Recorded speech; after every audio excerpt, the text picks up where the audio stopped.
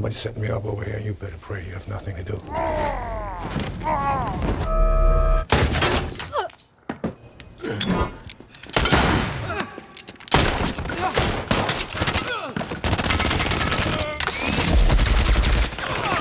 At a mansion somewhere in Chile, retired Damocles assassin Michael is hanging out by his pool with a new girl recently brought over named Cindy.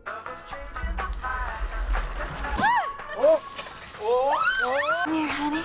Oh, these hips don't lie. Meanwhile, a distance off, Sniper Facundo sets up his rifle and reports to the rest of his team. Such a great dancer. Hilda and Alexei are closing in on Michael. Facundo hits Michael first before they eventually drop him. It's blow time, mister. Oh. He wonders why, and Hilda finishes him off, telling him he got old. They are then picked up in a chopper by Carl, and Facundo reports the mission complete. We then meet Damocles assassin Duncan Vizsla, nicknamed the Black Kaiser, going for his usual checkup as he is nearing retirement age. And deep breaths. I baked a pear tartine. After the checkup, they share pie. The doctor wonders what he plans to do after he retires, but he just wants to do normal stuff. He then goes to see his accountant, who reveals that due to his large contributions to Damocles over his many years, the company will cut him a check of $8 million. We need to meet. Give me some 10. Later, he meets with Damocles' associate Vivian over dinner. He heard about Michael, and Vivian explains that he was attacked at his villa and is the fourth Damocles agent killed in the last month. The deaths were orchestrated by a Russian outlet who hired a Mexican hitman named Pedro Gonzalez, who is currently in Belarus. Damocles' boss Blut has authorized a $1 million revenge hit and wants Duncan.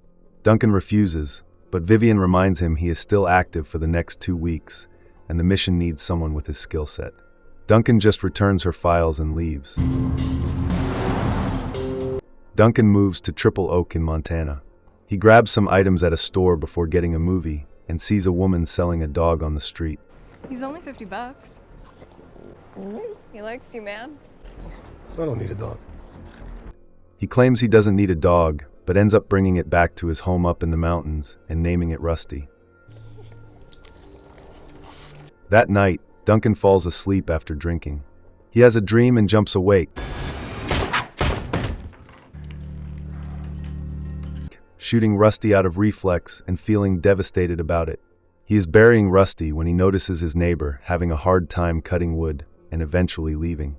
Duncan decides to get himself fish instead. Later, his neighbor returns home only to see all her wood cut and stacked neatly, and Duncan looks on pleased. That night, his computer alerts him to 15 ignored messages. He calls Vivian, who tells him Blut wants to increase his pay to $2 million, but Duncan refuses. After 30 seconds, he changes his SIM card and calls her again, this time telling her to send over the file. Vivian is actually in Mr. Blut's office along with Hilda, revealing they are working together. Vivian thinks they should forget about the Black Kaiser and move on, but Mr. Blut's intent is saving his company that $8 million. He doesn't think much of the Black Kaiser, and unless Vivian has another plan to save him $8 million, she should stop objecting. That night, Duncan looks over the file and takes a mental picture of everything related to his target.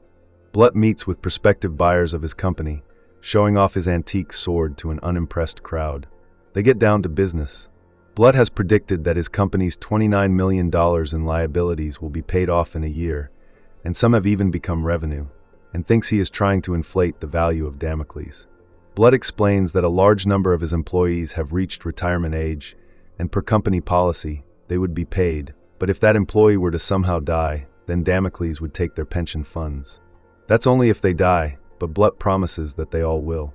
Duncan decides to travel to Belarus, and while on the plane, he has the same dream of trying and failing to open a car door after a hit. He lands in Minsk, Belarus, and releases some stress with a local, let's say businesswoman, Evelina, who lives with her son next to a train line. Duncan offers to put them up in the Minsk hotel so they can get some rest, so Evelina accepts. Also at the Minsk is Pedro, who is with some men and girls having a party. The front desk clerk gets a call about a stuck lock and calls in maintenance, who turns out to be Duncan. Duncan begins to drill loudly, interrupting Pedro, who is on a call. He storms out of the room, demanding to know what's going on, but Duncan swiftly nails him to the wall before killing his goons. Inside Pedro's room, Duncan sees a file containing his photo. He realizes he was also a target and demands to know who ordered the hit, but Pedro has no idea, so Duncan kills him.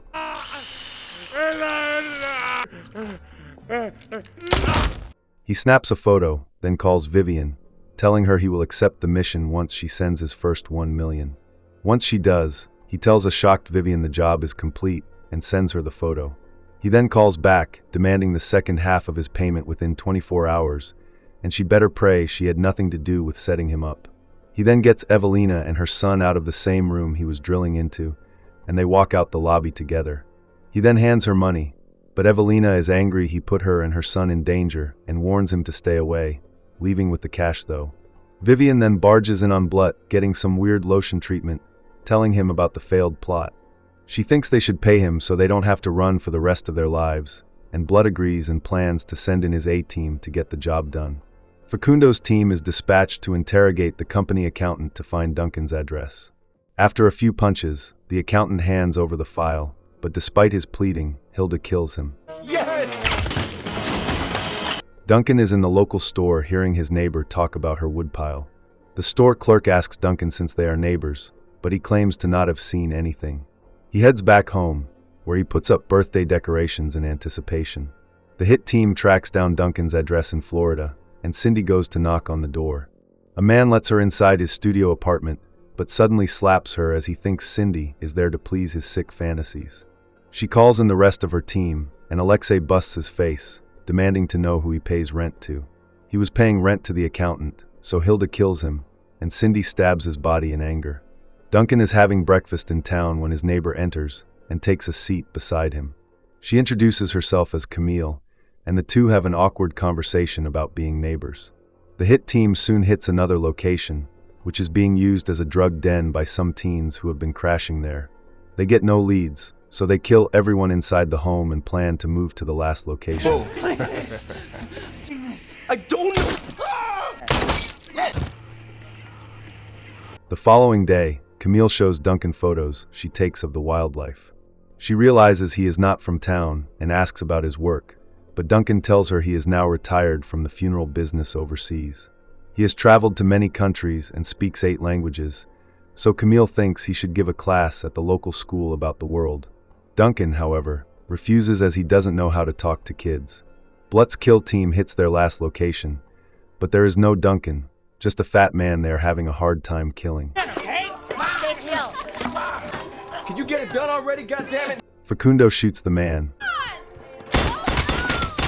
but he just jumps awake, so they all empty their guns into him. Duncan ends up giving the class at the local school, teaching the kids how to kill a man in seconds. The cookery. Have a look at it. Pass it around. And they all seem to love it. For all the questions the kids have for him, Duncan answers them by recalling all his various missions. Out of options, the hit team goes through Duncan's files, while Alexei is done going through local thought junkie Jane. They soon stumble upon Duncan's regular donations to a charity, and find out the bank account is located in Triple Oak. The next day, Duncan brings Camille a gun as a gift, offering to teach her how to shoot, but Camille seems uncomfortable. He takes her into the woods to shoot at cans. But Camille breaks down crying, unable to lift the gun.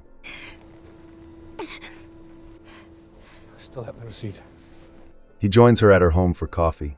She tells him that when she was just a teen, she had a job as Santa's helper at a library, but one day Santa drank a little too much and had his way with her. She always fantasized about making him pay for what he did and wonders if it would be difficult to kill someone, but Duncan claims to have no idea. Duncan heads into town to purchase a new gift for Camille. Out on the street, the hit team is parked outside the bank when Facundo spots Duncan leaving the store and follows him. Duncan soon comes across Cindy, seemingly broken down on the side of the road, who claims her cell phone is dead. Duncan brings her back to his cabin, where she claims help will only arrive in the morning and wonders if she can stay the night since a storm is coming in. Later, Duncan makes love to Cindy while outside. Facundo takes up a sniper position, covering the rest of the team closing in on the cabin. Facundo turns on his red sights and is about to fire, but Duncan makes Cindy take the shot before diving for cover. It's blow time, mister.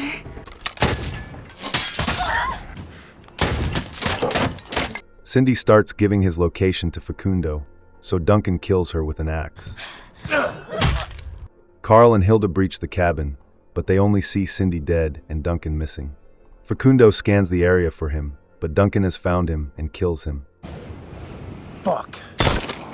Duncan then takes his earpiece and the sniper rifle and shoots out all the lights in the cabin. He then tells Hilda not to be afraid as she may make mistakes, but she doesn't plan to die. Duncan switches to thermals, but Hilda lights flares inside the home thinking she has countered him. While he and Hilda talk on comms, Carl is making his way through the snow. He comes upon Duncan and opens fire, but Duncan is actually above him and swiftly kills him. The flares start to die, so Hilda runs for cover behind a refrigerator, but Duncan picks up just her breath and shoots through the refrigerator, killing her. He then finds a motel key on Carl and heads over to the room, only to find Jane passed out in a corner. She mumbles something about finding the girl, so Duncan demands to know what is going on. She tells him Alexei was to grab Camille, so he races over to her cabin to find it trashed and Camille missing. He heads back to the motel, but Jane is now gone as well. Blood is throwing a tantrum after the failed hit, threatening to kill Duncan. He still refuses to pay him his pension, ignoring Vivian's advice to stop now, and orders her to find Duncan and kill him. Duncan travels to Michigan to meet with an old friend, Porter. He wants to know why people are trying to kill him, and Porter reveals they are getting too old and tells him about the contract clause about their death and the pension payout. He thinks Camille would be held at Blutt's mansion if she is still alive. As Duncan goes to leave, Porter wishes him the best of luck and shakes his hand, but touches him with a substance that knocks him out. Duncan wakes hanging from a ceiling with Blutt telling him that he wanted to personally make him suffer for upsetting him. Blutt then reveals some torture tools and puts on an apron and gloves, telling Duncan he has 4 days of pain before his birthday before he dies. Blutt then shows him pictures of a drugged-out Camille before stabbing it into his chest. Blutt then begins his torture, cutting away at Duncan's skin until he lets him down, promising to return tomorrow. Day 2, Blutt continues his sadistic torture of Duncan. Meanwhile, Jane is keeping Camille drugged. Day 3 is the same mess, but this time Blutt breaks a blade off inside Duncan. You've broken my favorite. Out of anger, he stabs Duncan in the eye before wrapping up for the day. That night, after resting for a bit, Duncan removes the broken blade tip from his body and uses it to pick the lock to his chains. On day 4, the guards enter to prepare him for torture, but Duncan breaks free and kills all the guards in the room. Blutt hears gunshots and his men screaming as Duncan finishes them off. A few of Blutt's men enter the now dark room, but Duncan kills them all.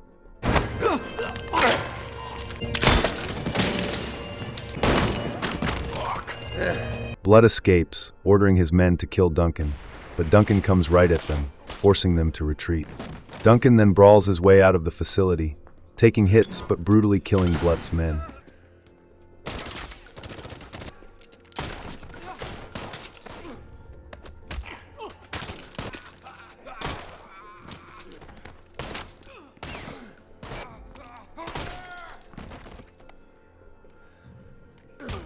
He goes to see an old friend named Jasmine, using her cell phone to call Vivian. He wants to surrender himself in exchange for Camille's freedom, but Blutt is stubborn as ever and plans to kill them both. Jasmine nurses Duncan back to health. Up. Let's go. Then provides him with a large arsenal of weapons, which he loads up into a car. He calls Vivian to confirm he is on the way, so she loads up a kill team and heads out in a convoy. Duncan gets to a warehouse where he prepares his weapons. He calls Vivian again, agreeing to an exchange tomorrow, but stays on the line long enough so they can track his location. Vivian tells him he got too old, thinking she has caught him as the convoy pulls into the warehouse. Vivian and her team step out to face him with Blutt watching on their body cam. Duncan gives Vivian one last chance to walk away with her life and still offers them an even trade, but Vivian thinks he has nothing to bargain with and tells him he's at a dead end. Duncan casually puts out his cigarette before raising his arms and using his gloves to activate machine guns mounted nearby, wiping out the men and hitting Vivian.